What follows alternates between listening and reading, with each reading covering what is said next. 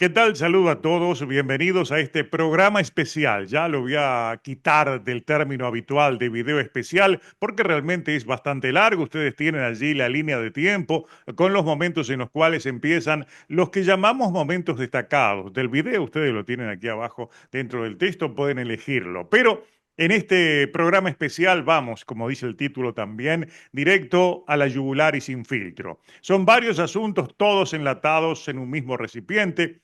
Ya les voy a comentar algo de lo que ocurrió hoy con Eubank y Bank, que van ganando vitrina en esa verdadera liga de la fantasía, desde que se confirmó que uno de los dos va a ser el tercer rival de Canelo Álvarez bajo el contrato con Turkel Ayik.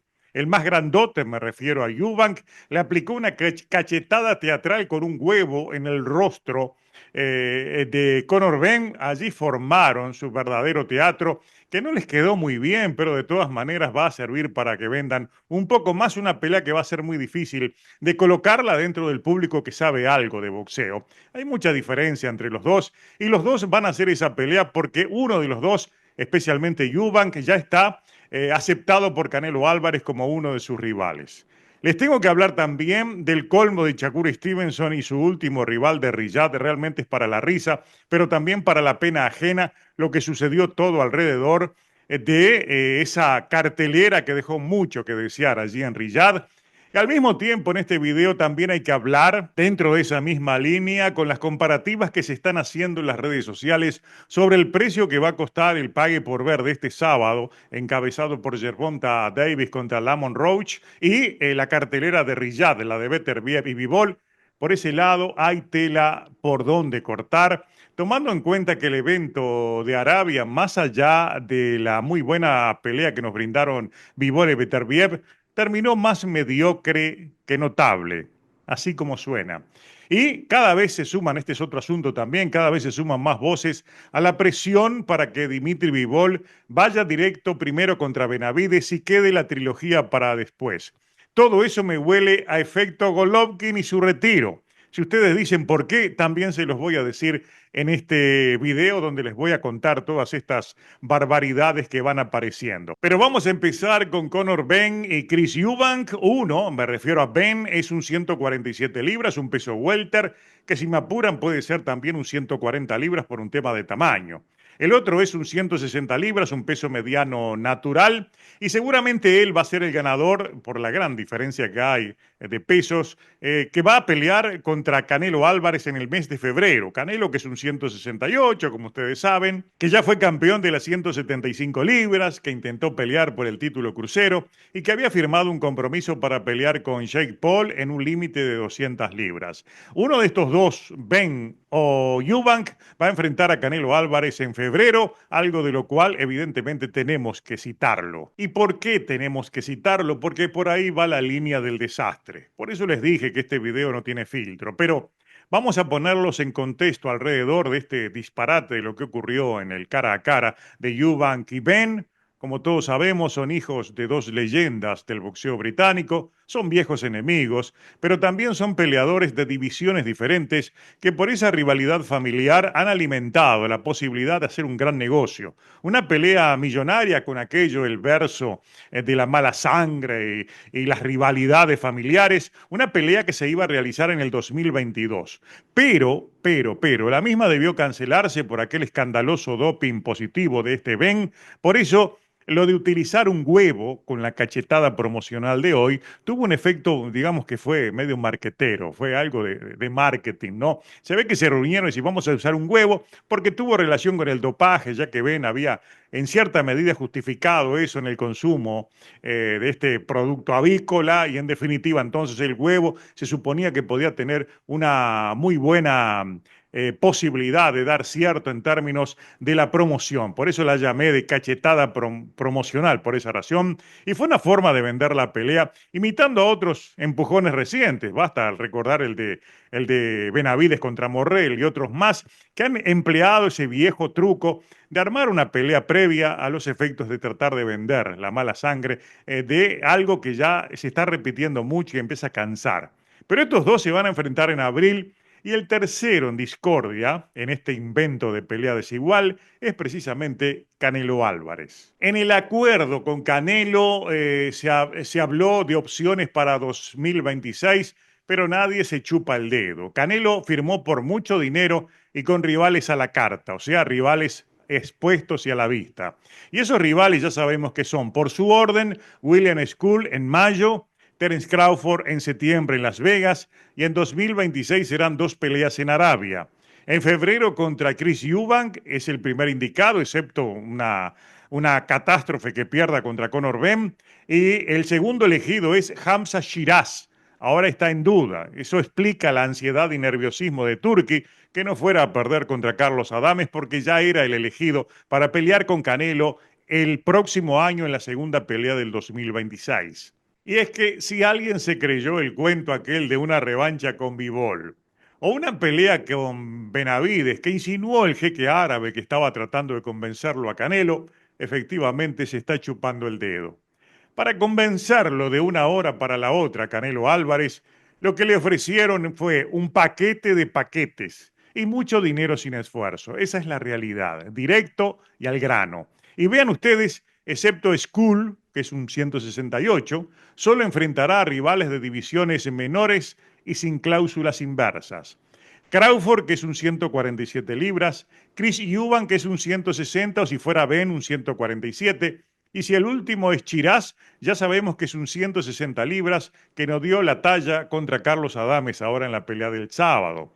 O sea, de acuerdo con lo visto hoy, donde el cara a cara fue entre un peso welter contra un peso mediano, en una eliminatoria para enfrentar al campeón supermediano que había firmado con Jake Paul, todo esto es efectivamente una liga circense de fantasía. Y firmo debajo, lo estoy diciendo mirando la cámara de frente. Lo vamos a cubrir todo como lo que son, peleas de fantasía o peleas de exhibición que no lo parecen. Y todo para un público casual que se lo toma a la risa. Eso con respecto a la cachetada con huevo de Eubank a Ben, porque evidentemente fue una estrategia teatral que les quedó medianamente bien y medianamente mal. Porque si ustedes observan las imágenes, como que preparó la cara, como que se avisaron en el momento y ya venía con el huevo en la mano. Chris Eubank, por favor, fue bastante penoso, fue medio tragicómico todo lo que se vio allí, porque fue penoso en el sentido de que no fue bien preparado, más allá de que como se trató de un huevo, lo está vendiendo la prensa británica como una verdadera mala sangre y que estos dos se van a arrancar la cabeza en la pelea. Independiente de eso, eso va a servir para venderla. De hecho, hubo un fanático que escribió, bueno, gracias a esa cachetada hay 50.000 entradas más que van a vender y evidentemente lo van a lograr, porque esa es la idea, tratar de sacar una muy buena venta de boletos, que es en donde se gana mucho dinero. A todas estas peleas en Inglaterra se le da mucho apoyo y con este tipo de promoción, así sea carnavalesca, va a ir mucho público y allí van a salvar entonces las bolsas y todo el gasto, es decir, lo que se venda después en televisión será dinero adicional, pero solamente con los boletos es una de las ventajas que tiene pelear en Inglaterra. Hay mucho apoyo, la gente va, canta Sweet Caroline allí en el escenario, toma cerveza, lo disfruta y al otro día se olvida, pero hay mucho apoyo hay para todo este tipo de peleas que no tienen mucho peso en términos de valor boxístico, pero sí sirven para unir a la gente alrededor de un evento, como sucede siempre que pelean figuras importantes del boxeo británico. Y claro, de un hecho insólito a otro hecho insólito, vamos ahora al tema al segundo tema de este video de Pilates sin filtro y a la yugular. Ahí tienen ustedes, me imagino que el que no haya visto tiene que estar sorprendido. El último rival, el segundo sustituto de Shakur Stevenson, es un electricista asumido que gracias a la pelea del sábado se mostró feliz que podrá dejar ese trabajo y dedicarse de lleno al boxeo. Y aclaremos que no lo estamos tomando para la risa, no nos estamos riendo de Padley, sino de la situación a su alrededor. Nos merece todo el respeto esa declaración y esa sinceridad en su confesión, porque sabemos muy bien que el mundo del boxeo está repleto de historias parecidas. Es meritorio que boxeadores como Padley hagan el esfuerzo de dedicarse a un deporte tan peligroso como el boxeo y lo hacen como profesionales, obligados a tener un trabajo de manera paralela porque el dinero no les alcanza de otra manera. No obstante, la honestidad de su confesión, en este caso, nos muestra una realidad absurda en la realización de este último evento en Riyadh. Llamaron con unas horas de anticipación al sustituto de Floyd Scofield, que ya era un rival sin las suficientes credenciales, sin la suficiente preparación para enfrentar a un profesional completo y campeón mundial como Stevenson. Es un verdadero disparate, algo inexplicable y difícil de comprender que lo hayan hecho.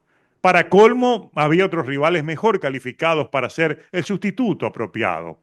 Algo que se suma a todos los errores cometidos por la organización de Riyadh, que nos llama a ser sinceros.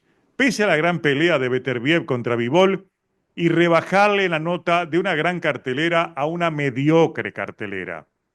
Lo cual, si sumamos el horario impropio, empezó muy temprano en esta zona del mundo, justifica plenamente por ese lado el precio de 25 y 19 dólares de su pague por ver. Fueron 25 en Estados Unidos y 19 en el resto de América. ¿Y a qué viene esta mención? El hecho de poner en contexto lo que aún se cobra en cada pague por ver de sábado, producido en Estados Unidos, y lo que suponemos van a cobrar en los pague por ver de Canelo en mayo y en septiembre, que serán también en horario central de sábado a la noche en Estados Unidos. Es que inevitablemente hay que aceptar que para esos precios que ustedes están viendo allí, que son muy elevados con respecto al de Arabia, hay formas de justificarlos independiente a que sigan estando caros y quizás en la mayoría de los casos las carteleras no ameritan que se cobre esa cantidad de dinero porque hemos visto carteleras muy mediocres que no justifican un pago elevado. Pero por ejemplo, la pelea de Benavides Morrell y la que ahora tendremos este sábado de Gervonta Roach encabezando la cartelera, mantienen un mismo precio, 79 dólares con 95, repito, en Estados Unidos. La pelea de Canelo Berlanga, así como la de Canelo Munguía, se vendieron en Estados Unidos 10 dólares más caras. 89,95. Siempre hablamos de que los precios deberían estar acordes con la calidad del evento, o sea, la cartelera. Las carteleras que llegan del Reino Unido o de Arabia en Estados Unidos se ven muy temprano, se ven fuera de los horarios centrales. Es natural imaginar que deben venderse más baratas. A eso sumemos que Arabia ha destinado millones de dólares en subsidios para promover esa plaza como sede de grandes carteleras y eventos deportivos. O sea, la venden a 20, 25 y si quieren la regalan. El punto pasa por preguntarnos si lo que nos cobraron por la cartelera de Riyadh este pasado sábado terminó siendo caro, pese a que fue más barata que las habituales en eventos de pague por ver de Estados Unidos. A mi juicio fue una cartelera mediocre, mal organizada y donde el manejo de Turki terminó de hacerla aún más mediocre. ¿A qué me refiero con esto? A la orden de la grilla, al traer a Bacol para enfrentar a Parker saliendo quizás de una parrillada y sin entrenarse, al incluir al electricista de Padley y su participación, me refiero a la de Turkelajik, en el empate de Chiraz contra Adames. ¿Cuál es el punto aquí? Que en Estados Unidos las carteleras también son caras en 79 o en 89 dólares. El punto es que en general los que se quejan de ese precio no viven en Estados Unidos, ni tampoco pagan esos precios.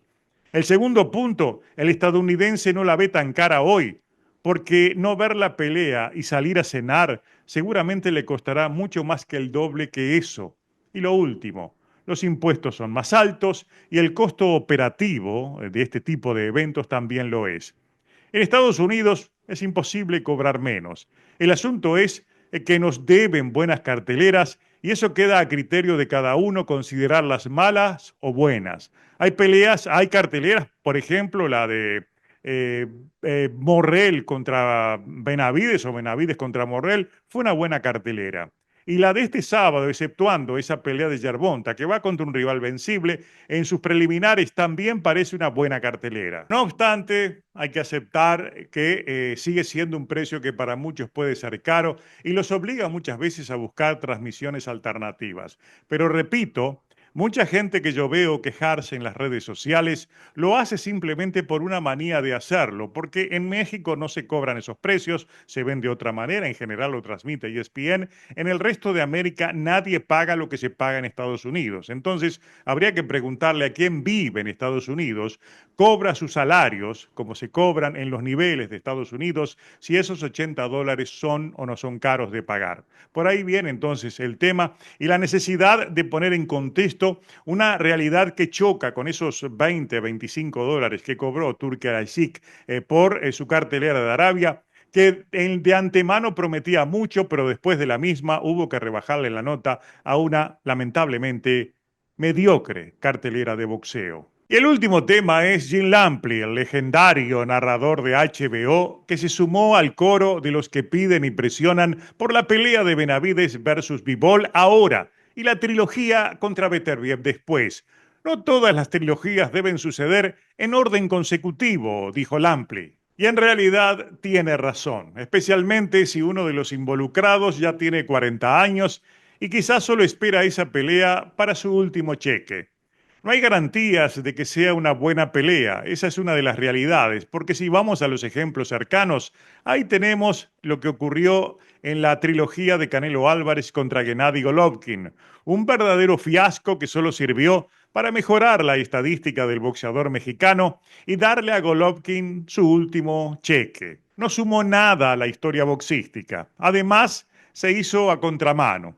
El compromiso para quienes estamos en esto del boxeo y lo recordamos muy bien, era ir a la trilogía siempre y cuando Canelo venciera a Dimitri Bivol. Porque si Canelo perdía con Bivol como ocurrió, era obligatorio ir a una revancha inmediata. No hubo revancha inmediata porque la esquivó Canelo. O sea, fue solo un recurso para salir del paso. Evitó la revancha y fue igual contra Gennady Golovkin. Ahora con Bivol, como les decía en un video anterior, sabemos que hay negociaciones iniciadas para que eso suceda. Me refiero a la pelea de Bivol contra Benavides primero, quizás con una cláusula de revancha incluida en caso de victoria de Benavides y en caso de victoria de Bivol será la trilogía con Beterbiev a continuación. Hay que aclarar, aún no hay nada confirmado, pero es oficial que hay negociaciones iniciadas, como lo decíamos, y Bivol, solo y absolutamente Dimitri Bivol, será el dueño de la decisión. O Benavides o Beterbiev. Como el título de aquel viejo programa de la televisión, le diríamos a Bivol, usted decide.